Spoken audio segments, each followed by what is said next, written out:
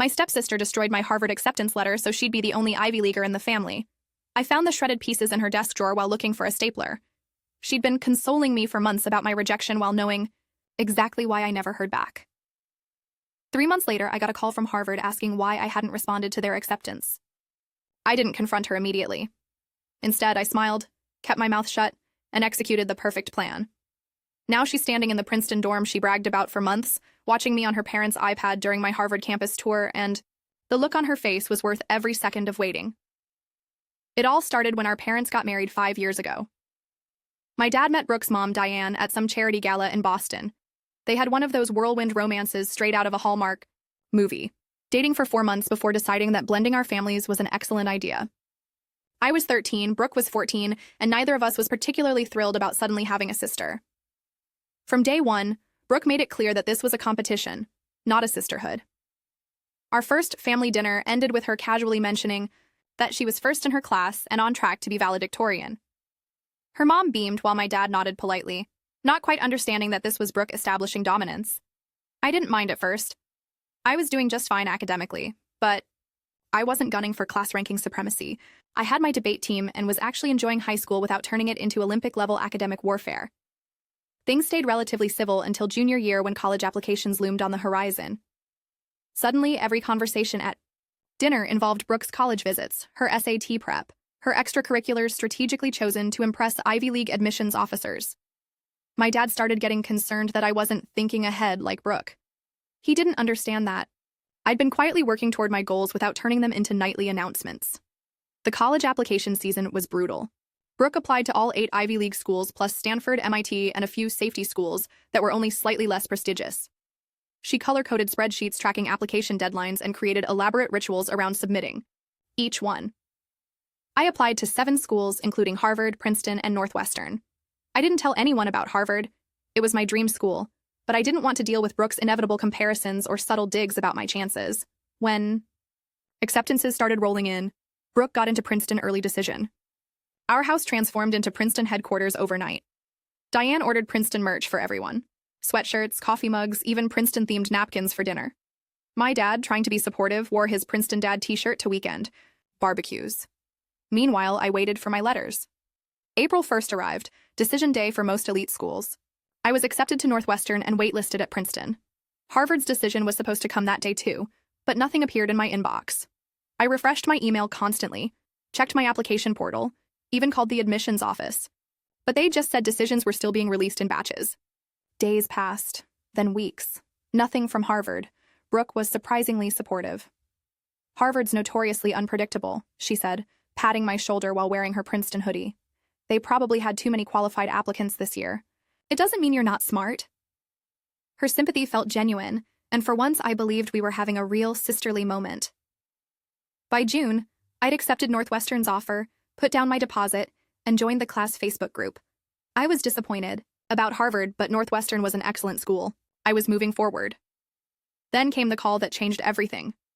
I was alone, sprawled on the living room couch scrolling through TikTok, when my phone rang with an unfamiliar Massachusetts number. Thinking it was a spam call, I almost didn't answer. Thank God I did. "Hello, is this Emma Johnson?" a woman asked. "Yes, that's me." "Hi, Emma, this is Marissa Chen from Harvard Admissions. I'm calling because we haven't heard back from you regarding your acceptance to the class of 2027, and we're concerned because you've missed several important deadlines." I sat up so fast I got dizzy. "I'm sorry. What acceptance?" There was a pause. "Emma, you were accepted to Harvard on April 1st. We sent both digital and physical notifications. When we didn't hear back, we sent follow-up emails and another letter." My heart was racing so fast I could barely speak. I never received anything. Not an email, not a letter, nothing. Another pause. "That's concerning. Our records show the emails were delivered, and the physical letter was sent to your home address. Updated." Guys, the pit in my stomach when I heard those words. I physically couldn't breathe. I'm still processing what happened, and will update with more details soon. Have any of you ever had someone sabotage something this important in your life? I'm shaking just typing this. I spent the next hour on the phone with Marissa, going through my spam folders, checking every email address I'd ever used. Nothing. She confirmed my home address. Correct. She even read back my email address. Also correct. Something was very wrong. After hanging up, I sat in stunned silence. Harvard had accepted me, Me. And somehow, I never knew. I ran through the possibilities. A mail delivery issue? Email glitch? It seemed too coincidental. Then I remembered how Brooke had been checking the mail obsessively during decision season. How she'd sometimes use my laptop because hers was charging. How she'd been so sympathetic about my Harvard rejection. A rejection I'd never actually received. No. She wouldn't. Not even Brooke would stoop that low. But the seed of suspicion was planted. I waited until everyone was out of the house the next day. Dad and Diane were at work, and Brooke was at her Princeton orientation weekend, posting endless Instagram stories of her new Princeton life. I went into her room, something we never did in our sisterhood. I wasn't even sure what I was looking for. Evidence? Some confessions scribbled in a diary? I started with her desk, opening drawers at random. Nothing unusual, just the typical organized chaos you'd expect from someone like Brooke. Then I opened her bottom drawer, looking for a stapler, and saw a small stack of papers underneath some old notebooks. I pulled them out and froze. Harvard. Letterhead, torn into pieces and taped back together. Dear Emma Johnson, we are delighted to inform you. My acceptance letter, ripped apart and carefully preserved, like some kind of sick trophy. My hands trembled as I kept digging.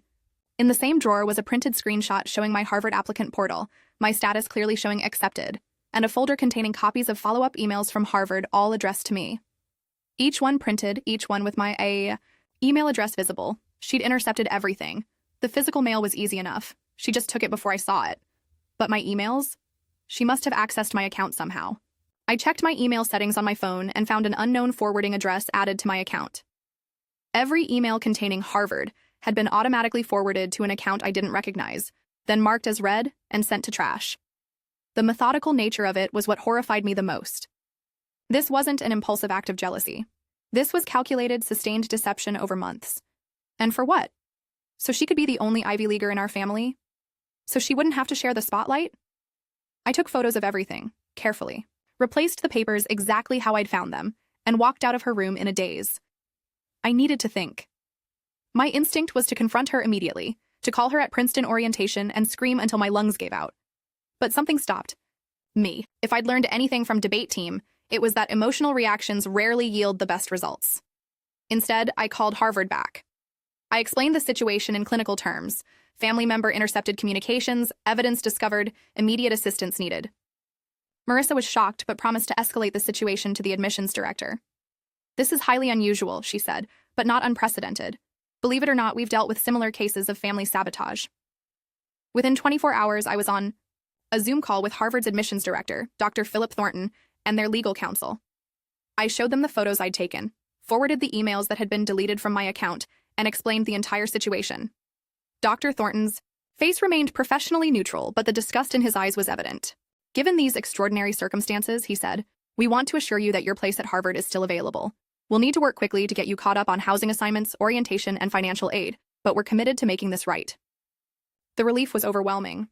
I hadn't realized how much I'd wanted Harvard until that moment when it was within reach again. But there was still one problem.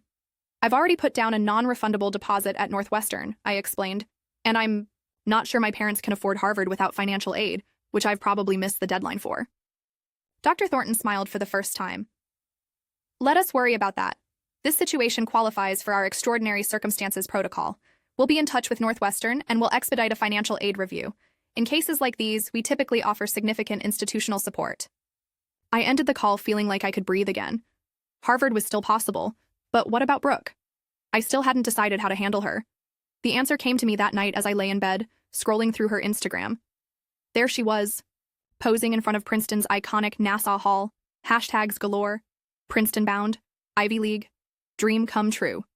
The caption, some people just know where they belong, so grateful to be Princeton's newest tiger. That's when I knew exactly what to do. Nothing, absolutely nothing, at least not yet. I would say nothing to Brooke, nothing to our parents. I would quietly work with Harvard, get everything in order, and let Brooke believe she'd won. The best revenge wouldn't be a confrontation that she could twist or explain away. It would be success that she couldn't diminish or steal. Over the next few weeks, I worked silently with Harvard. Dr. Thornton was true to his word. They expedited everything. My financial aid package came through with a full tuition scholarship. That was even better than what I'd been expecting. They assigned me to a dorm, connected me with my roommate, and sent me a private link to complete orientation materials online. I explained to my dad and Diane that Northwestern had offered me a last-minute scholarship that was too good to pass up, and I'd be attending there after all. They were thrilled about the money, and Diane made a show of ordering Northwestern gear, so you won't feel left out with all our Princeton stuff around. Dad looked relieved that I wasn't upset about Brooke's Ivy success. Meanwhile, Brooke continued her Princeton domination tour on social media. Princeton move-in day selfies, Princeton bookstore hauls, Princeton dining hall reviews. She even posted a photo of us together with the caption, "Going to miss my little sis as we head off to different schools. I know you'll crush it at Northwestern." The post got 200+ likes. Move-in day arrived. My dad and Diane planned to drop Brooke at Princeton, then drive to Chicago for my Northwestern move-in the following day. I told them I'd arranged to stay with my friend Jess in New Jersey during Brooke's move-in so I could road trip to Northwestern with them afterward. In reality, I had a direct flight to Boston booked for that evening. Updated. For those asking how I managed to hide all of this from my parents without them finding out, I had all Harvard mail sent to my debate coach's house and used a separate email account for Harvard communications. The level of sneaking around was insane. Has anyone else ever had to go to these lengths to protect something important? The day of Brooke's Princeton move-in was picture perfect. Clear blue skies, mild temperature, the campus looking like something from a college brochure. I tagged along, helping carry boxes and arrange Brooke's side of the dorm. Her roommate seemed nice if a bit overwhelmed by Brooke's immediate attempt to establish dominance via elaborate organizational systems and pre-printed roommate agreement forms. Around noon, Diane pulled out her iPad to take photos. "Let's FaceTime Grandma so she can see Brooke's room," she suggested. The timing couldn't have been more perfect. Just as the FaceTime connected and Grandma's face appeared on screen, my phone buzzed with a text from my Harvard roommate. "We're doing an Instagram live campus tour if you want to show your family." "Hey, can I see the iPad for a second?" I asked Diane innocently. "I want to show you guys something cool." She handed it over, and I quickly opened Instagram and found my roommate's profile. The live video was already running, showing a group of freshmen walking through Harvard Yard. I turned the volume up just as the tour guide said, "And this is the famous John Harvard statue that everyone touches for good luck." The camera panned, and there I was, standing next to the statue in my Harvard t-shirt, waving at the camera. "Emma?" Brooke's voice cracked. "What are you doing at Harvard?" I looked up with wide, innocent eyes. "Oh, didn't I tell you? There was a mix-up with my Harvard application. Turns out I was accepted after all. They found out I never received my acceptance letter and offered me a full scholarship to make things right. Isn't that amazing?" Brooke's face went from confused to pale to sickly green in seconds. "But Northwestern was very understanding when Harvard explained the situation," I said, smiling. "Something about unusual circumstances and communication failures. Anyway, I fly out tonight. My roommate's saving me a spot on the tour." Diane was beaming, completely oblivious to the tension. "Harvard? That's incredible. Why didn't you tell us sooner?"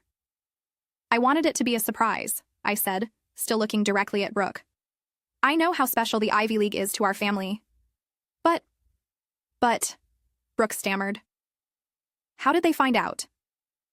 I tilted my head, the picture of confusion. "Find out what, Brooke?" Dad and Diane were too caught up in their excitement to notice Brooke's panic. Grandma was already telling everyone on FaceTime about her Harvard granddaughter, and Diane was firing off texts to her friends. Meanwhile, Brooke looked like she might actually be sick.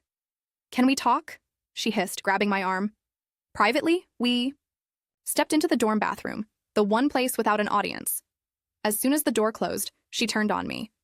"What did you do?" she demanded. "How did you find out?" I dropped the innocent act.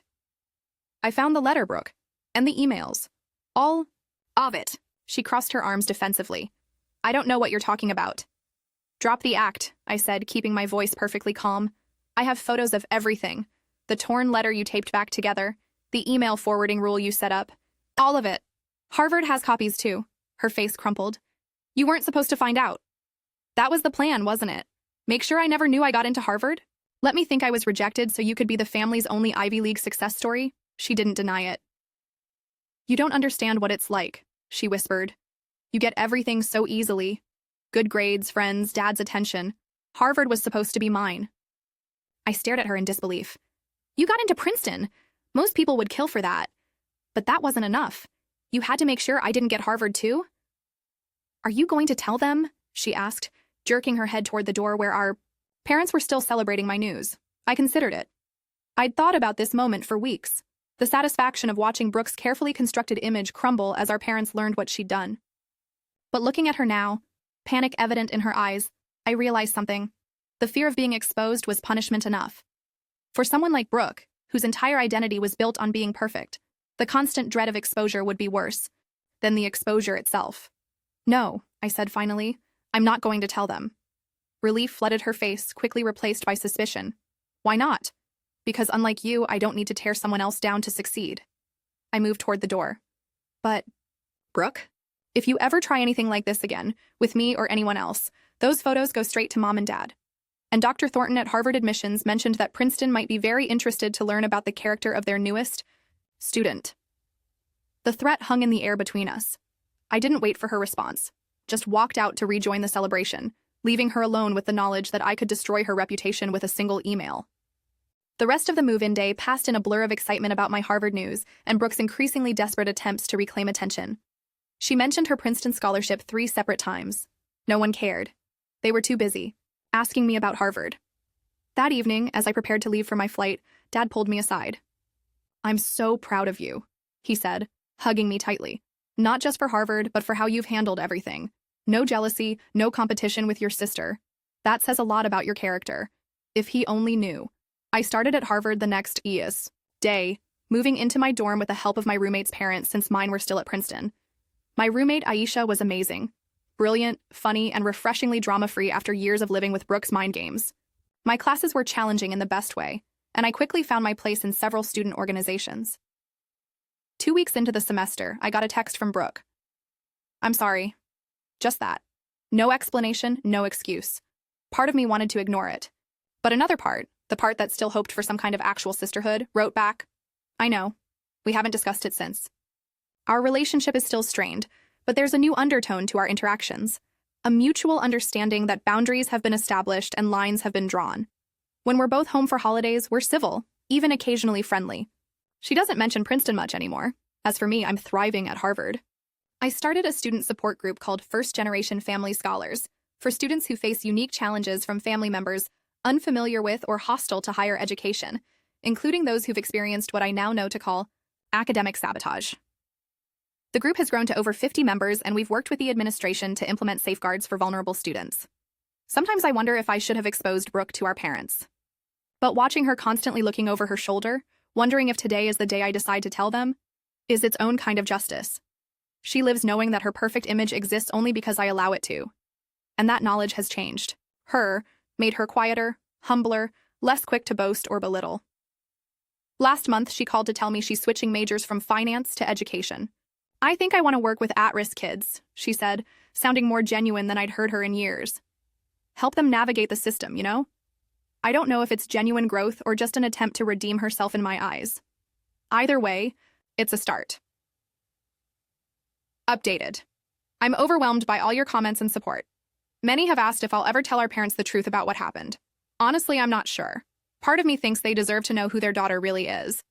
But another part wonders if exposing her now would just be revenge, not justice. Would you tell them if you were in my shoes?